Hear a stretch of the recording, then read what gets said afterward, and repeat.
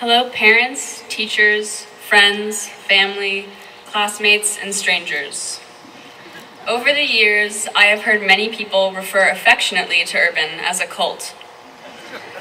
That never felt more true than during the first few weeks of freshman year.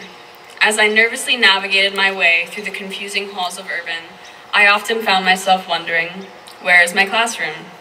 Why doesn't anyone know the room numbers in this school? And why do all the classrooms have names like Odyssey and Think Tank? Do I have to call my teachers by their first names? Why is everyone around me snapping like I'm at a slam poetry event? Can I please see my grades? What is first class? And why is a school that gives every kid a laptop and prides itself on its use of technology using an application that has not been updated since the early 90s? I'll admit in hindsight that I've never missed first class more. Overall, I was skeptical, to say the least, but I also wanted to be a part of this strange cult-like community. The intimidating upperclassmen that basked in the garden sunlight offered a look into the different subcultures available to us at Urban. We explored different ones, trying to figure out what Urban meant and what shade of blue we wanted to be.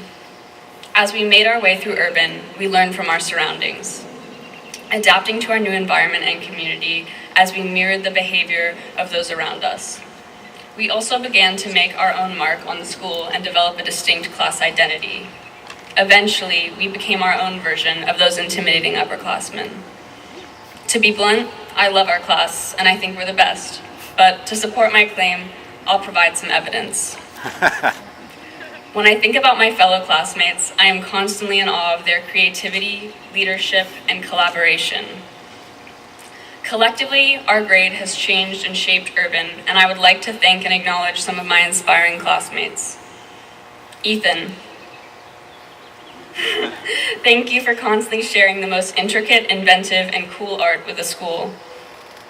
Thank you, Jake and Aaron, for founding our school's Black Student Union last year. You are some of the most productive and cool members of Multiculti. Shout out Julia Mornini for starting the legendary Super Smash Bros. Fight Club after school in Blue East. There has never been a more successful urban gaming club. Yeah, Fight Club. Thanks to Abby Lim Kimberg, who helped to create the joint production Girl Talk with members of the lit community. Shout out to both our boys and girls varsity basketball teams this year for crushing it and both becoming BCL West champions. Woo! Yeah.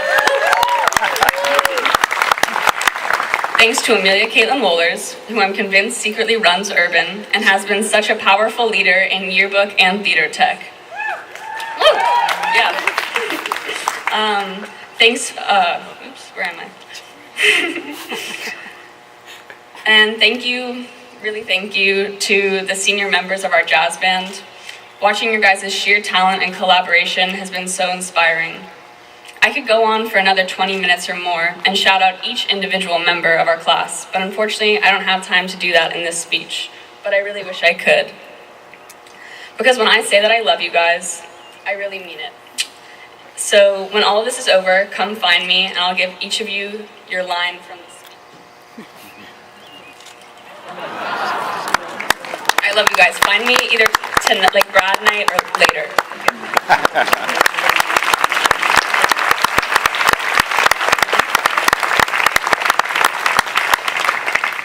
When I think back to my freshman self, it was this level of student leadership and passion that left me feeling both alienated and enchanted by Urban.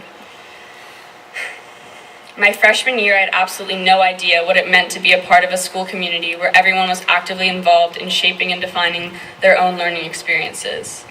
Students seemed to constantly be in motion, creating new clubs or installing new art projects or recording their own music. I didn't understand how so many different types of students could take Urban and make it their own. I wanted to go through the familiar hoops of a traditional school that I had grown accustomed to. The required classes, the worksheets where all the answers were laid out in the textbook. Alas, Urban is not a place for passive students. My teachers at Urban not only introduced me to new subjects, but also pushed and motivated me to engage deeply in what I was learning. I realized that I could no longer be a passive participant in my education.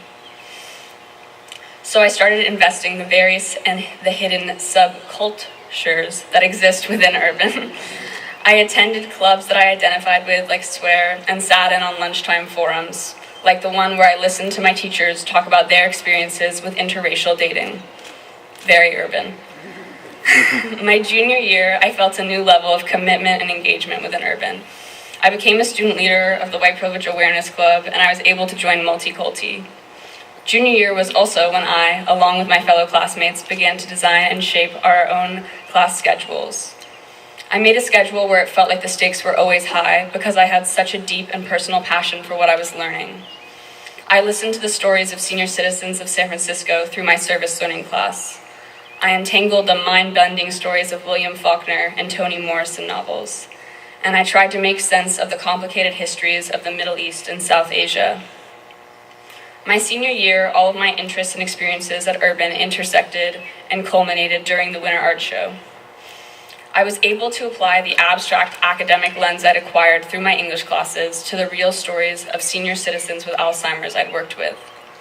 Honoring their most durable stories, I filtered them through painting and writing, and after sharing them with the viewers at the Winter Art Show, I gave the portraits to the families of the seniors.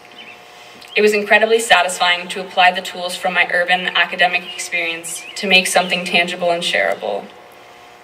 Thinking about it now, I'm not sure if I ever found my one singular thing at Urban, but what I found was how to take passion and interest and channel it into a process, project, and product that I can be proud of. This is what I would say defines the class of 2016. Urban has taught us to take ownership of our interests and dive deeply into our passion, to create something that we can be proud of.